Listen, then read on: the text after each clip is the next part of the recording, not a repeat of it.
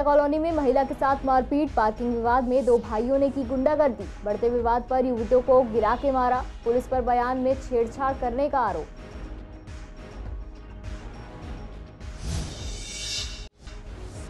New Angad नगर में खड़ा हुआ पार्किंग को लेकर विवाद, पीड़ित के साथ इलाके के लोगों ने की मारपीट। देरी से आने के कारण पीड़ित ने लगाया पुलिस प्रशासन पर आरोप।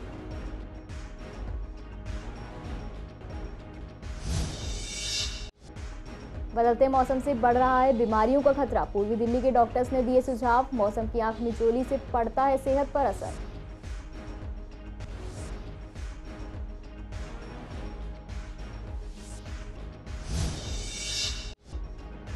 सिलेंडर के दाम बढ़ने से लोग परेशान, महिलाओं के लिए घर खर्च करना मुश्किल। सिलेंडर के दाम बढ़ने पर रेस्टोरेंट वाले नाराज।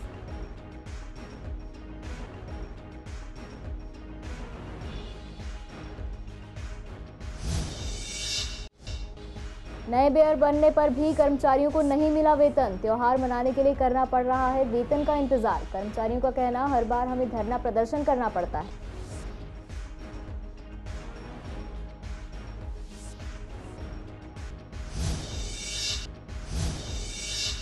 नमस्कार, आप देख रहे हैं पूर्वी दिल्ली खास और मैं हूं आपके साथ सार्विका श्रीवास्तव।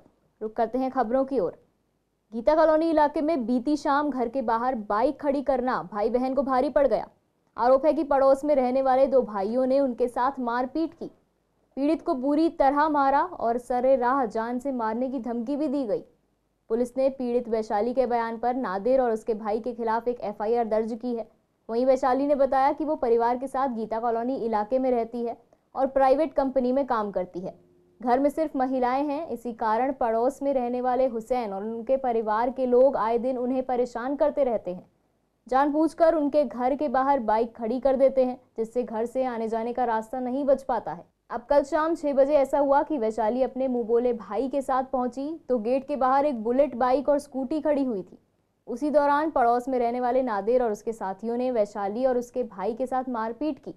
फिलहाल पुलिस ने मामला दर्ज कर जांच शुरू कर दी है। लड़कों ने बस हमारी गाड़ी खड़ी थी तो वो आया अंदर से, उसने कहा कि अपनी गाड़ी हटा लो।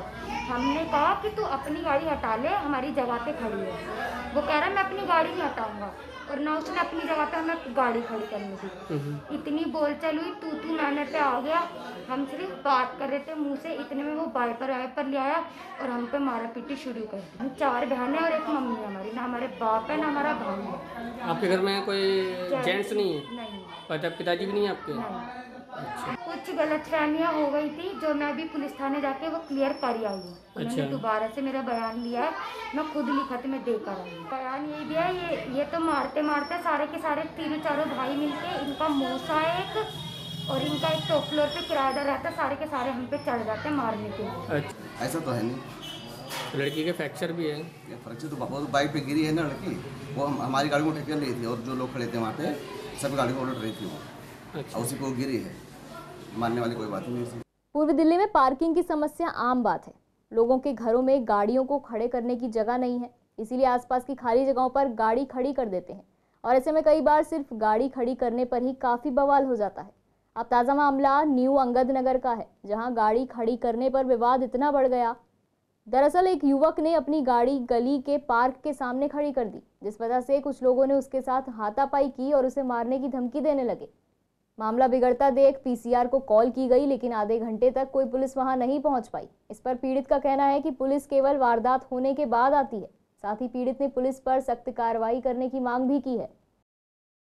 पार्क के आगे सारी गाड़ियां खड़ी होती हैं जहां पे मैंने भी अपनी गाड़ी लगाई, बट उसी गली में से कोई 2 बंदे आते हैं और मुझे कहा जाता है कि आप अपनी गाड़ी हटाएं। कोई कारण नहीं कि किस वजह से हटाएं, बट सिर्फ यही कहा गया कि आप अपनी गाड़ी को हटाएं। मेरे मना करने पे मैंने जो आपके साथ वीडियो शेयर करी है वो आप प्लीज़ देखिए, और जिस तरीके से मेरे साथ बर्ताव किया गया वो बिल्कुल भी सही नहीं था। और मैं सिर्फ इतना ही कहना चाहूँगा कि अगर कानून उनको वो इजाज़त देता है वो हाथापाई करने की, तो फिर वो इजाज़त हमें भी मिलनी चाहिए और हम वो सब कुछ कर सकें जो वो लोग करते हैं। ये सिर्फ कल ही पार्क करी थी क्योंकि पीछे कुछ घर के पीछे काम चल रहा था, तो ये सिर्फ कल लगाई गई थी, वैसे अमूमन वहाँ पे खड़ी नहीं होती।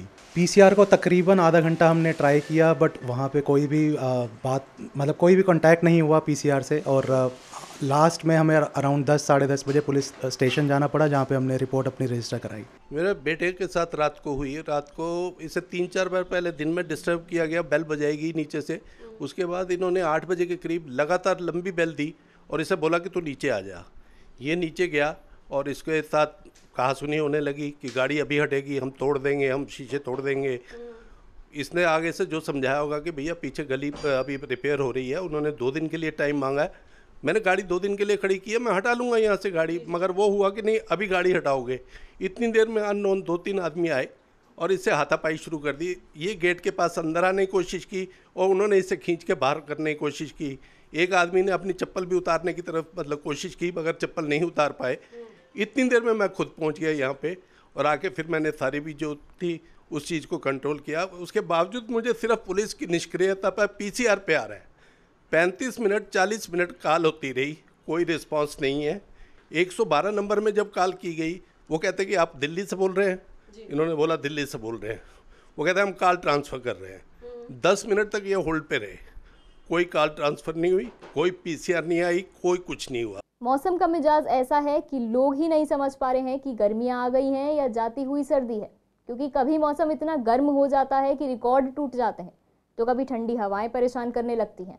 अब कुछ दिनों से मौसम में गर्मी का एहसास हो रहा है। कई लोगों ने अपने सर्दियों के कपड़ों को अलविदा कह दिया है, रजाई कंबल को अलमारियों में बंद कर दिया है। लेकिन एक बार फिर से बारिश ने ठंड बढ़ा दी है, तेज़ हवाएं चल रही हैं, साथ ही सर्द हवाओं भी लोगों को परेशान कर रही हैं।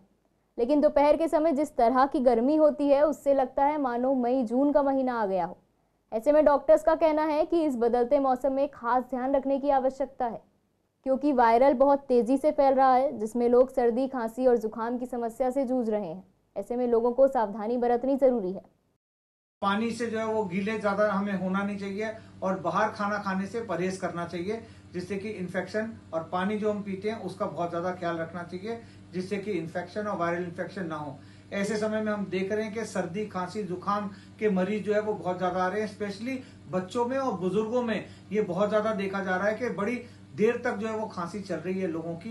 तो उसको जो है वो चेक करने के लिए अपने आप को जो है वो सेहतमंद रखना चाहिए। फल, फ्रूट और पानी का सेवन ज्यादा करना चाहिए। इस बार दिसंबर और जनवरी, अब फरवरी, मार्च में भी ऐसा साल 3 महीने हो गए हैं सीवियर खांसी और किसी का सांसी बोल रहा है और बुखार भी, हाई ग्रेड फीवर, और वो 3-4 दिन तो बुखार रहता है, लेकिन इसकी खांसी जो है ड्राई कफ वो 15-15 दिन रह रही है और ईयर ब्लॉक भी हो रहा है।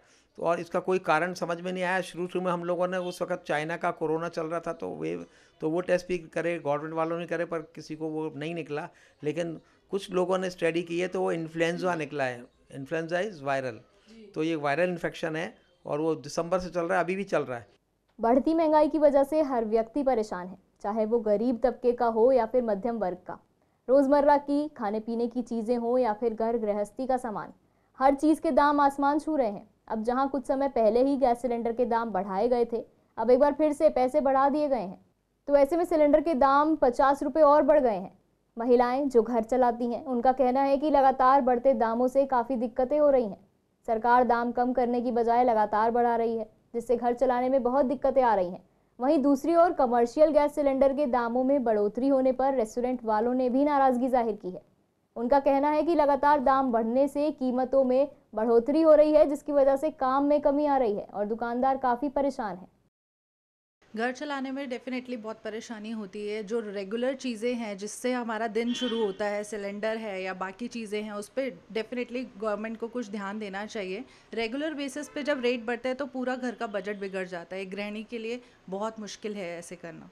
पूरे महीने का बजट जो देखने वाला होता है उसके लिए 50 रुपये भी बहुत मायने रखते हैं। एक मिडिल क्लास के लिए ये बहुत बड़ी बात है कि हर दिन किसी ना किसी चीज़ का रेट बढ़ जाता है और सिलेंडर ऐसी चीज़ है जो हम रेगुलर हर दिन इस्तेमाल करते हैं। सिलेंडर पे आपने एक साथ इतना बड़ा तोहफा जो हमें दिया है कि इतना महंगाई जो सिलेंडर पे एकदम से की है, ये गलत है। इसको नहीं करना चाहिए था आपको।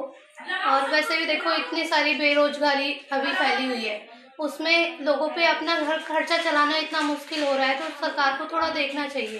पहले रोज़गार बढ़ाएं तो फिर उसके बाद बेशक आप पैसे बढ़ा लो चीज़ों पे। अभी क्या हो रहा है, चीज़ों पे पैसे लगातार बढ़ते जा रहे हैं लेकिन रोज़गार पे कोई भी ध्यान नहीं दिया जा रहा। बताओ त्योहारों पे क्या क्या देखे, त्योहार देखे या ये इतना महंगा ये तुमने कर रखा है, हर चीज़ सिलेंडर से लेके और आटे से लेके हर चीज़ इतनी महंगी है। अब कहाँ गई वो तुम्हारी स्मृति ईरानी जो 400 रुपये के सिलेंडर पर रोड पर बैठ जाती थी? जी पहले ही बहुत चीज़ें सस्ती थी, आटा दाल चावल चीनी, और अब तुमने सिलेंडर महंगा कर दिया। कहाँ से लाए गरीब आदमी? ऊपर से होली आ रही है, पकवान बनाए, बच्चों को कैसे बनाए? रोज के कमाने वाले हैं हम, आटा लाएं, दाल चावल लाएं, क्या लाएं कि सिलेंडर को भरवाएं? ये सरकार को थोड़ा समझना चाहिए कि बार बार कितनी बार, मतलब एक लिमिट होती है रेट को बढ़ाने की, तो ये तो मन मर्जी चल रही है कि जब चाहे तब किसी भी चीज़ पे रेट बढ़ा देते हैं। चाहे एक निम्न वर्गीय हो चाहे मध्यम वर्गीय परिवार, वो कैसे सरवाइव कर रहा है ये उन्हें कोई फ़र्क ही नहीं पड़ता है। लेकिन ज़रा परिवार से पूछिए कि उनके ऊपर क्या बीती है जब आप एक 50 रुपये का पे एक सिलेंडर एकदम बढ़ाते हैं। आए दिन गैस सिलेंडर जो है हम लोगों के लिए उतार चढ़ाव इतना हो रहा है, कभी 2100 तक पहुंच जाता है, कभी 2200 पहुंच जाता है। उसके बाद ये 20 या 50 और रुपये कम कर देते हैं, तो उसके बाद में 300, 400 में सिलेंडर रेट बढ़ा देते हैं। अब जो हमारा जो खाने पीने का काम है सारा गैस के थ्रू ही होता है, समझे। और रेट क्या बढ़ाएं और क्या घटाएं, दुकानदारी वैसे ही नहीं है, दुकानदारी वैसे ही नहीं है। अब काम खुलने की थोड़ी आकांक्षा थी, तो अब क्या रेट डिसाइड करें, रोज़ घटाएं रोज़ बढ़ाएं, समझ नहीं आ पा रही। इधर से तेल के भाव बढ़ रहे हैं, सब्जियों के भाव बढ़ रहे हैं, तो कुछ चीज़ जो है स्थिर ना होने की वजह से रेस्टोरेंट वालों को और ढाबे जो भी हमारी लाइन के लोग हैं उनको बहुत ज़्यादा नुकसान पहुँचा है। सिलेंडर बार बार महंगा होने पर काम का नुकसान हो रहा है, हमारे मालिकों को ऊपर बहुत नुकसान जा रहा है, सेल नहीं है हमारा। नए मेयर बनने पर भी कर्मचारियों को त्योहार मनाने के लिए वेतन का इंतजार करना पड़ रहा है। कर्मचारियों का कहना है कि हमारे वेतन अभी तक नहीं आए हैं, हर बार हमें धरना प्रदर्शन करना पड़ता है और अब मेयर भी नई बन गई है, उसके बाद भी इंतजार करना पड़ रहा है। रुके हुए वेतन और एरियर की मांग पिछले लंबे समय से चल रही है, लेकिन समय के साथ सिर्फ परेशानियां बढ़ रही हैं। देखिए, कर्मचारियों की जहाँ तक बातें हैं पक्का करने की बात है, अब मेयर साहिबा बन गई हैं तो उनके समक्ष भी अपनी बातें रखेंगे। हालांकि हमारे सफाई कर्मचारियों के लिए तो कोई त्यौहार मायने नहीं रखता, क्योंकि उनको समय पर सैलरी नहीं मिलती, रोटी खाने के लिए तो त्यौहार की तो बात ही दूर है। अभी देखना ये है कि जो नए मेयर साहिबा नियुक्त की गई हैं, 1, 3, 4 से पक्के माने गए थे कर्मचारी, उनको 13 से मान रहे हैं। इस कानून, काले कानून को वापस दिलाएंगी तो कर्मचारी की होली नहीं दिवाली बनेगी बहुत बढ़िया। अभी तक कर्मचारी को सैलरी नहीं आई है। जो कर्मचारी पिछले 20-20, 25-25 साल से 96 to 98 के बैच जो अफसरों ने लेफ्ट आउट केस बना दिए हैं, वो जबकि निगम के अधिकारियों की गलती है, कर्मचारी का कोई दोष नहीं है, तो उनको पक्का किया जाए तो हमारे लिए हर दिन दिवाली हर दिन होली है। तनख्वाह का जो मैटर है, जो पहली तारीख से 7 तारीख तक आनी चाहिए वो नहीं आती है, वो 15-15, 20-20 मतलब पूरा महीना गायब हुआ, दूसरा महीना लग जाता है, तनख्वाहें नहीं आती। उसके लिए हमें फिर धरना करना पड़ता है, प्रदर्शन करना पड़ता है, जब हमें तनख्वाहें मिलती हैं। जब भी हम धरना प्रदर्शन करते हैं, जब हमें तनख्वाहें मिलती हैं, तो मैडम के समक्ष रखेंगे बातें कि मैडम जी हमारे साथ ये दिक्कतें, ये परेशानियां हैं, इनको हल किया जाए। हम ये चाहते हैं कि सफाई कर्मचारियों की तरफ भी महापौर को ध्यान देना चाहिए। हमारी बहुत जटिल समस्या है कर्मचारियों की, जैसे कि वर्दी है, एरियल है, बोनस है, हमारे 2-2 महीने 2-2 साल का बोनस हो गया है।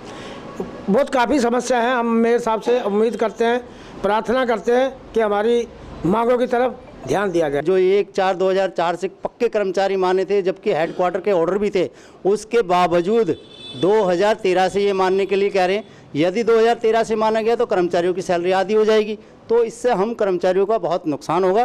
तो हमें जो मेयर बनी है उनसे बहुत बड़ी उम्मीद लगाए रखी है और वो करेंगी। पूर्वी दिल्ली के आनंद विहार पुलिस ने शातिर आरोपी को अपनी गिरफ्त में लिया है। पुलिस की पिकेट के दौरान एक शख्स पर नजर पड़ी जो अज्ञात लग रहा था।